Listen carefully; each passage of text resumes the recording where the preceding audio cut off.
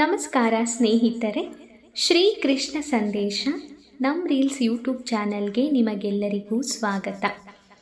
ಜೀವನದಲ್ಲಿ ಯಾರನ್ನು ಅತಿಯಾಗಿ ಪ್ರೀತಿಸಬೇಡಿ, ನಾಳೆ ಅವನು ನಿಮ್ಮ ಶತ್ರುವು ಆಗಬಲ್ಲ. ಹಾಗೆ ಯಾರನ್ನು ಅತಿಯಾಗಿ ದ್ವೇಷಿಸಬೇಡಿ, ನಾಳೆ ಅವನು ನಿಮ್ಮ ಮಿತ್ರನೂ ಆಗಬಲ್ಲ. ಜಗತ್ತಿನಲ್ಲಿ ಕಾಲಕ್ಕಿಂತ ಶಕ್ತಿಶಾಲಿಯಾದ ವಸ್ತು ಮತ್ತೊಂದಿಲ್ಲ. ಪರಿವರ್ತನೆ ಈ ಜಗತ್ತಿನ ನಿಯಮ. ಯಾವ ಕಾಲಕ್ಕೂ ಇನ್ನೊಬ್ಬರ ಮೇಲೆ ಕೋಪಿಸಿಕೊಳ್ಳದೇ ಇರುವುದು. ಅಪ್ರಿಯ ಘಟನೆ ನಡೆದಾಗ ಕೋಪ ಬರಬಹುದು, ಆದರೆ ನಿಮ್ಮನ್ನು ಕೋಪದ ಕೈಗೆ ಎಂದಿಗೂ ಕೊಡಬೇಡಿ. ಕೋಪ ಬಂದಾಗ ಕೋಪ ಇಳಿಯುವ ತನಕ ಮೌನಾಚರಣೆಯನ್ನು ಮಾಡಿ, ಅದರಿಂದಾಗುವ ಅನಾಹುತ ತಪ್ಪುತ್ತದೆ. ಕಾಮ ಕ್ರೋಧದ ಬಗ್ಗೆ ಕೃಷ್ಣನು ಭಗವದ್ಗೀತೆಯಲ್ಲಿ ಅನೇಕ ಬಾರಿ ನಮ್ಮನ್ನು ಎಚ್ಚರಿಸುತ್ತಾನೆ. ನೆಮ್ಮದಿಯ ಜೀವನಕ್ಕೆ ಇವು ಮಾರಕವಾಗುತ್ತದೆ. ತೊಂದರೆ ಬಂದಾಗ ಪ್ರಾಮಾಣಿಕವಾಗಿ ಇರಿ. ಹಣ ಬಂದರೆ ಸರಳವಾಗಿ ಇರಿ. ಹಕ್ಕನ್ನು ಪಡೆದ ನಂತರ ವಿನಯವಾಗಿರಿ. ನೀವು ಕೋಪಗೊಂಡಾಗ ಶಾಂತವಾಗಿರಿ. ಇದನ್ನೇ ಜೀವನ ನಿರ್ವಹಣೆ ಎಂದು ಕರೆಯಲಾಗುತ್ತದೆ. ಸಂಬಂಧಗಳು ಗಟ್ಟಿಯಾಗಿ ಇಟ್ಟುಕೊಳ್ಳಬೇಕೆಂದರೆ ಕೆಲವೊಮ್ಮೆ ಕುರುಡ, ಕೆಲವೊಮ್ಮೆ ಕಿವುಡ, ಇನ್ನು ಕೆಲವೊಮ್ಮೆ ಮೂಗರಾಗಿ ಇರುವುದನ್ನು ಕಲಿಯಬೇಕಾಗುತ್ತದೆ.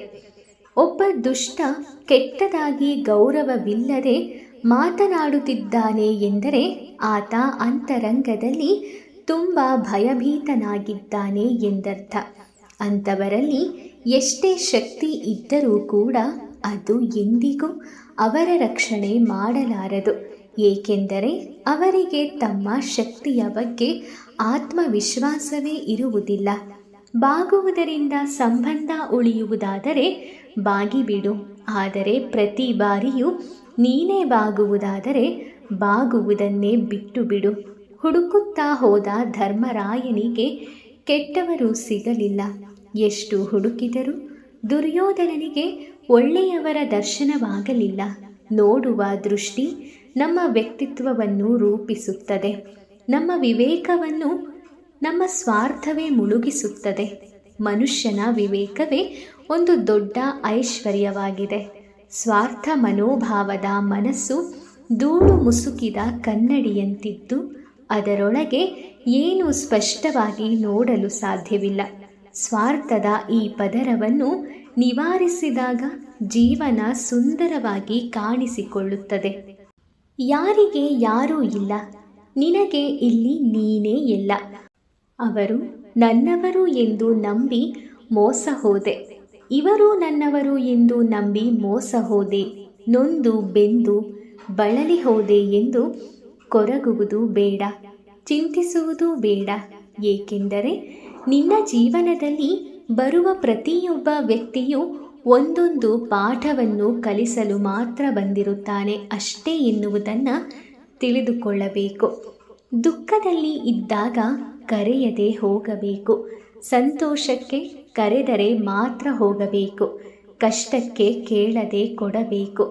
ಇಷ್ಟಕ್ಕೆ ಕೇಳಿದರಷ್ಟೇ ನೀಡಬೇಕು. ಇದೆ ಎಂದು ತೋರಿಸಿಕೊಳ್ಳಬಾರದು, ಇಲ್ಲವೆಂದು ಸಾರಲು ಬಾರದು. ಸತ್ತರೂ ಬದುಕಿದಂತಿರಬೇಕು. ಪ್ರಾಮಾಣಿಕತೆಯ ಇನ್ನೊಂದು ಮುಖ ಸತ್ಯ.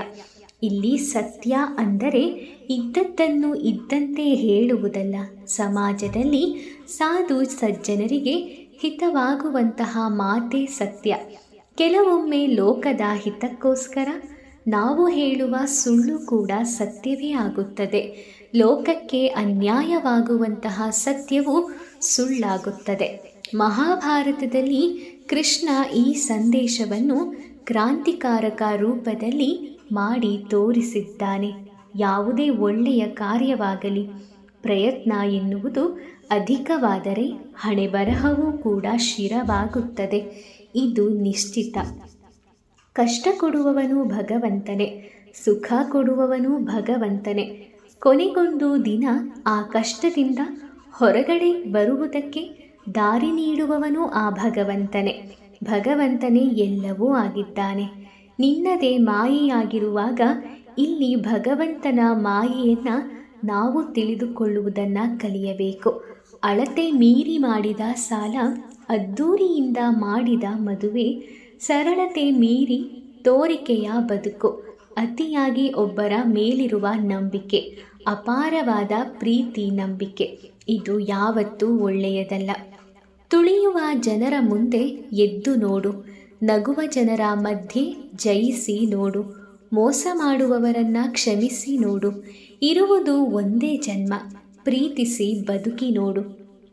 ಯಾರಾದರೂ ನಿಮ್ಮ ಬಳಿ ಬಂದು ತಮ್ಮ ಸಮಸ್ಯೆಗಳನ್ನೆಲ್ಲ ನಿಮ್ಮೆದುರು ವ್ಯಕ್ತಪಡಿಸುತ್ತಿದ್ದಾರೆ ಎಂದರೆ ಭಗವಂತನಲ್ಲಿರುವಂತಹ ಸಂಪೂರ್ಣವಾದಂತಹ ನಂಬಿಕೆ, ವಿಶ್ವಾಸವು ಅವರಿಗೆ ನಿಮ್ಮ ಮೇಲೆ ಇದೆ ಎಂದರ್ಥ. ಆ ವಿಶ್ವಾಸಕ್ಕೆ ಸೂಕ್ತವಾದ ಮೌಲ್ಯ ಕೊಡಿ. ಅಧರ್ಮದ ಹಾದಿಯಲ್ಲಿ ಯಾವ ಅಡೆತಡೆಗಳು ಇರುವುದಿಲ್ಲ, ಆದರೆ ಅದು ಸೇರುವ ಗುರಿ ಮಾತ್ರ ನರಕ. ಧರ್ಮದ ಹಾದಿಯಲ್ಲಿ ಸಾಕಷ್ಟು ಅಡೆತಡೆಗಳು ಬರುತ್ತವೆ, ಆದರೆ ಅದು ಸೇರುವ ಗುರಿ ಮಾತ್ರ ಸ್ವರ್ಗ. ಸ್ವಲ್ಪ ಕಾಲಾವಕಾಶವನ್ನು ಸಮಯಕ್ಕೆ ಕೊಟ್ಟು ನೋಡಿ. ಸಮಯಕ್ಕೆ ನಿಮ್ಮ ಕೆಟ್ಟ ಸಮಯವನ್ನು ಕೂಡ ಬದಲಾಯಿಸುವ ಶಕ್ತಿ ಇದೆ. ಭಗವಂತನಿದ್ದಾನೆ ಎಂಬ ನಂಬಿಕೆಯಿಂದ ಇರುವುದನ್ನು ಕಲಿಯಿರಿ. ನೀವು ಮನಸ್ಸಿಟ್ಟು ಕಲಿತಂತಹ ಅಕ್ಷರ, ಮೈ ಬಗ್ಗಿಸಿ ದುಡಿದು ತಿನ್ನುವ ಅನ್ನ, ಕಷ್ಟಪಟ್ಟು ಗಳಿಸಿದ ಸಂಪಾದನೆ, ಇಷ್ಟಪಟ್ಟು ಮಾಡುವ ದೈವ ಭಕ್ತಿ ಯಾರನ್ನು ಯಾವತ್ತೂ ಕೈ ಬಿಡುವುದಿಲ್ಲ. ಯಾವುದೇ ಒಳ್ಳೆಯ ಕಾರ್ಯವಾಗಲಿ ನಿಮ್ಮ ಪ್ರಯತ್ನ ಅಧಿಕವಾಗಿದ್ದರೆ ಖಂಡಿತ ನಿಮ್ಮ ಹಣೆಬರಹ ಬದಲಾಗುವ ದಿನ ಬಂದೇ ಬರುತ್ತದೆ. ಸತ್ಯದ ದಾರಿಯಲ್ಲಿಯೇ ಹೋಗು. ನೀನು ನಡೆಯುವಾಗ ಪಾತಾಳಕ್ಕೆ ಬಿದ್ದರೂ ನಿನ್ನನ್ನು ಮೇಲೆತ್ತಲು ಭಗವಂತ ಬಂದೇ ಬರುತ್ತಾನೆ. ಅದು ಯಾವುದೇ ರೂಪದಲ್ಲಾದರೂ ಇರಬಹುದು. ಈ ಬದುಕು ಎನ್ನುವುದು ಒಂದು ದೊಡ್ಡ ಹೋರಾಟವಿದ್ದಂತೆ. ಈ ಹೋರಾಟದಲ್ಲಿ ನಾವು ಮಾಡುವ ಕಾರ್ಯವನ್ನು ಪ್ರಾಮಾಣಿಕವಾಗಿ ಮಾಡಬೇಕು. ಅದೇನು ಆಗಬೇಕು ಅದೇ ಆಗಿ ತೀರುತ್ತದೆ. ಅದನ್ನು ತಡೆಯಲು ನಮ್ಮಿಂದಾಗಲಿ ನಿಮ್ಮಿಂದಾಗಲಿ ಯಾರಿಂದಲೂ ಸಾಧ್ಯವಿಲ್ಲ. ಮಾನಸಿಕ ಬಲಹೀನ ಸೇಡು ತೀರಿಸಿಕೊಳ್ಳುತ್ತಾನೆ, ಶಕ್ತಿಶಾಲಿ ಕ್ಷಮಿಸಿ ಬಿಡುತ್ತಾನೆ, ಬುದ್ಧಿವಂತ ಮರೆತು ಬಿಡುತ್ತಾನೆ. ನೀನು ಬುದ್ಧಿವಂತ ಮತ್ತು ಶಕ್ತಿಶಾಲಿಯಾಗು. ಎಲ್ಲರ ತಪ್ಪುಗಳನ್ನು ಕ್ಷಮಿಸಿಬಿಡು, ಮರೆತು ಬಿಡು. ಜೀವನದಲ್ಲಿ ನೀನು ಏನು ಸಂಪಾದನೆ ಮಾಡಿದ್ದೀಯಾ ಅಂತ ಯಾರಾದರೂ ಕೇಳಿದರೆ ಕೋಟಿ ರೂಪಾಯಿ ಸಂಪಾದಿಸಿದ್ದೀನಿ ಅಂತ ಹೇಳುವವನಿಗಿಂತ ತಂದೆ ತಾಯಿಯ ಕಣ್ಣಿನಲ್ಲಿ ಕಣ್ಣೀರು ಬರದೇ ಇರುವ ಹಾಗೆ ನೋಡಿಕೊಂಡಿದ್ದೀನಿ ಅಂತ ಹೇಳುವವನೇ ನಿಜವಾದ ಶ್ರೀಮಂತ. ಯಾರು ನಮಗೆ ಗೌರವ ಕೊಡುತ್ತಾರೋ ಅದು ಅವರ ಸಂಸ್ಕಾರ, ಶ್ರೇಷ್ಠತೆ ಎಂದು ತಿಳಿದುಕೊಳ್ಳಬೇಕೇ ಹೊರತು ನಾವೇ ಅವರಿಗಿಂತ ಶ್ರೇಷ್ಠರು ಎಂದು ತಿಳಿಯಬಾರದು. ಅದು ನಮ್ಮ ಮೂರ್ಖತನವಾಗುತ್ತದೆ. ಸ್ನೇಹಿತರೆ, ಈ ಅದ್ಭುತ ಸಂದೇಶಗಳು ನಿಮಗೆ ಇಷ್ಟ ಆಗಿದೆ ಅಂತ ನಾನು ಅಂದ್ಕೊಳ್ತೀನಿ. ವಿಡಿಯೋ ಇಷ್ಟ ಆಗಿದ್ದರೆ ಲೈಕ್ ಮಾಡಿ, ಶೇರ್ ಮಾಡಿ. ಇನ್ನೂ ಹೆಚ್ಚಿನ ಸಂದೇಶಗಳನ್ನು ತಿಳ್ಕೊಳ್ಳೋಕ್ಕೋಸ್ಕರ ನಮ್ಮ ರೀಲ್ಸ್ ಯೂಟ್ಯೂಬ್ ಚಾನಲ್ಗೆ ಸಬ್ಸ್ಕ್ರೈಬ್ ಮಾಡ್ಕೊಳ್ಳಿ. ಮುಂದಿನ ವಿಡಿಯೋದಲ್ಲಿ ಮತ್ತೆ ಭೇಟಿ ಮಾಡ್ತೀನಿ. ಓಂ ಶ್ರೀ ಕೃಷ್ಣಾಯ ನಮಃ. ಆ ಕೃಷ್ಣ ಪರಮಾತ್ಮ ನಿಮ್ಮೆಲ್ಲರಿಗೂ ಒಳ್ಳೆಯದನ್ನು ಮಾಡಲಿ. ಧನ್ಯವಾದಗಳು.